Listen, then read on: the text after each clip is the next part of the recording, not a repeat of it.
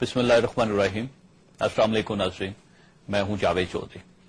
خواتین رات نیوکلیر وار یا جوہری جنگ کتنی مہلک, کتنی خوفناک اور کتنی ظالم ہوتی ہے, اس کا جواب دنیا کو ایک چھوٹی سی جاپانی بچی نے دیا تھا. اس بچی کا نام صادقو سازکی تھا.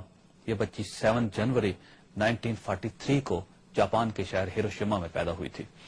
امریکہ نے 6 اگست 1945 کو ہیروشیما پر پہلا ایٹم بم پھینکا. اس حملے کے وقت سازکی کی عمر 2 سال تھی اور وہ اس وقت گراؤنڈ زیرو سے 1 کلومیٹر کے فاصلے پر تھی. یہ بچی اس حملے میں شدید زخمی ہو گئی لیکن اس کی جان بچ گئی. 10 سال کی عمر میں اس بچی کو بلڈ کینسر ڈائگنوز ہوا. یہ بیماری ایٹم بم کا نتیجہ تھی. حضرات, میں آپ کو یہاں یہ بتاتا چلوں کہ جب کسی جگہ ایٹم بم پھٹتا ہے تو وہاں کا درجہ حرارت 22 لاکھ سینٹی گریڈ تک چلا جاتا ہے, جس کے نتیجے میں وہاں موجود تمام اشیاء, عمارتیں, گاڑیاں, دھاتوں سے بنی چیزیں, حتیٰ کہ کنکریٹ کی 2-2 میٹر موٹی دیواریں تک پگھل جاتی ہیں, جبکہ انسان کا جسم اس درجہ حرارت میں پانی بن جاتا ہے اور قطروں کی شکل میں مٹی میں جذب ہو جاتا ہے اور اس کی ہڈیاں راکھ بن جاتی ہیں. ہیروشیما اور ناگاساکی کے ایٹمی دھماکوں میں 1,80,000 لوگ جاں بحق ہوئے تھے اور ان میں سے 90% لوگوں کی لاشیں نہیں ملی تھیں. ہیروشیما کے ایٹمی دھماکوں میں سیکنڈ کے 60ویں حصے میں آگ کا 15 میٹر بڑا گولہ بنا اور اس گولے نے 1 سیکنڈ میں 11.4 کلومیٹر کے ایریا کو اپنی لپیٹ میں لے لیا اور اس علاقے میں موجود تمام اشیاء چھوٹے چھوٹے ذروں میں تبدیل ہو کر 17,000 کلومیٹر فضا میں بلند ہو گئی تھی, جس کے نتیجے میں پورے شہر پر سیاہ رنگ کا بادل چھا گیا تھا. آپ یہاں ایک اور دلچسپ حقیقت میں ملاحظہ کیجئے کہ ان ایٹمی دھماکوں میں مرنے والے لوگ زندہ بچ جانے والے لوگوں کے مقابلے میں کہیں زیادہ خوش قسمت ثابت ہوئے تھے, کیونکہ زندہ بچ جانے والے لوگ ایسے خوفناک امراض میں مبتلا ہو گئے تھے کہ موت کو بھی ان پر ترس آتا تھا. ماہرین کا کہنا ہے کہ جس جگہ ایک بار ایٹم بم پھٹ جاتا ہے وہاں کی زمین, پانی, ہوا اور فضا میں تابکاری پھیل جاتی ہے اور اس تابکاری کے باعث وہاں کی 4 نسلیں کینسر کی مریض ہو جاتی ہیں. میں صادقو سازکی کی طرف واپس آتا ہوں.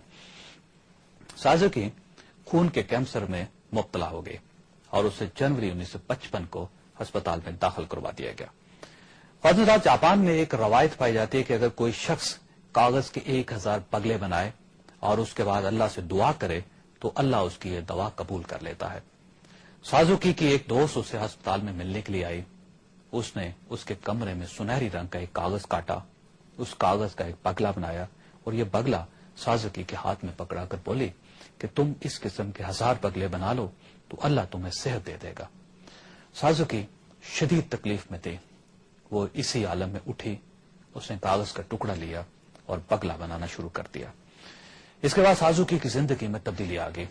وہ جب تک جاگتی رہتی تھی وہ پگلے بناتی رہتی تھی.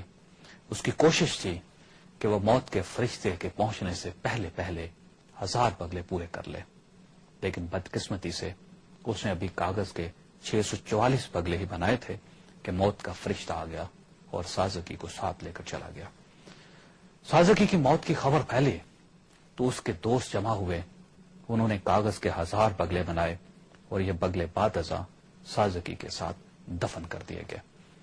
1958 میں ہیروشیما کے پیس میموریل پارک میں سازکی کا ایک مجسمہ بنایا گیا. اس مجسمے کے ہاتھ میں سنہری رنگ کا ایک بگلا پکڑایا گیا اور مجسمے کے سامنے یہ لکھ دیا گیا کہ دس از آور کرائی, دس از آور prayer, piece in the world. یعنی یہ ہماری پکار, یہ ہماری دعا ہے کہ دنیا میں امن ہو.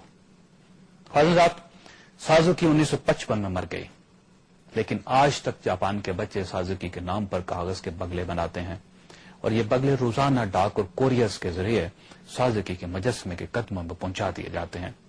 روزانہ جاپان کے بچے سکولوں سے پیس پارک پہنچتے ہیں اور سازکی کے مجسمے کے سامنے کھڑے ہو کر امن کی دعا کرتے ہیں.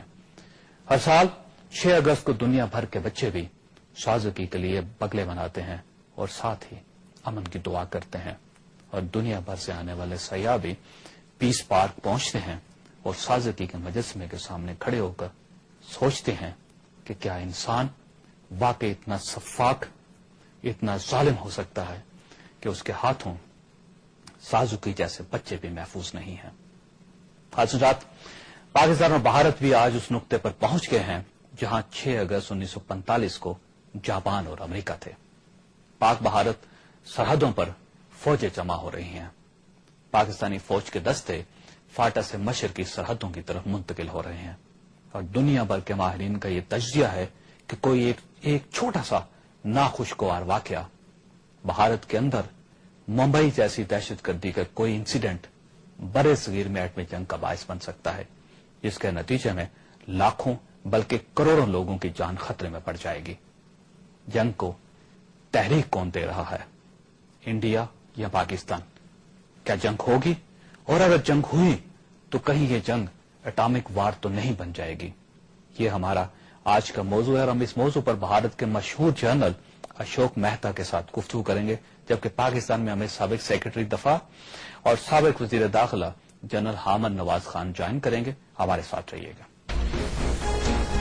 میں آپ نے مطلع کیا اقوام متحدہ دنیا کے مشہور سائنسدان آئنسٹائن کو ایٹم بم کا بانی یا موجد سمجھا جاتا ہے. آئنسٹائن دنیا کی ریکارڈڈ ہسٹری کا سب سے بڑا دماغ تھا.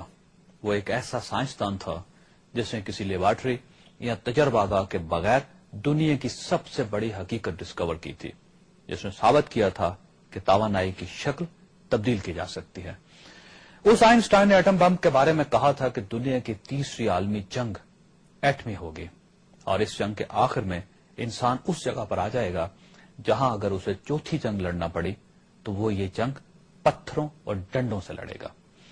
حضرات، جب انسان مذاکرات میں ناکام ہوتا ہے تو وہ لڑائی کرتا ہے، لیکن دنیا کی ہر لڑائی کا اختتام دوبارہ مذاکرات پر ہوتا ہے. لہٰذا یہاں پر یہ سوال پیدا ہوتا ہے کہ پھر انسان لڑتا کیوں ہے، وہ جنگ کیوں کرتا ہے؟ یہ دنیا کا مہنگا ترین سوال ہے اور جس دن انسان کو اس سوال کا جواب مل گیا اس دن دنیا میں حقیقتاً امن قائم ہو جائے گا. لیکن اس سوال کے جواب سے پہلے صادق و سازکی جیسی مظلوم بچیوں اور ان کے کاغذ کے بغلوں کا دور ہے. اگر ہم چاہتے ہیں انڈیا اور پاکستان دونوں ملکوں کی بچیوں کی آخری عمر کاغذ کے بغلے بنانے میں ضائع نہ ہو تو ہمیں جنگ سے بچنا ہوگا، کیونکہ جنگ میں جیت کسی کی بھی ہو لیکن یہ طے ہے اس میں انسانیت ہمیشہ ہار جاتی ہے.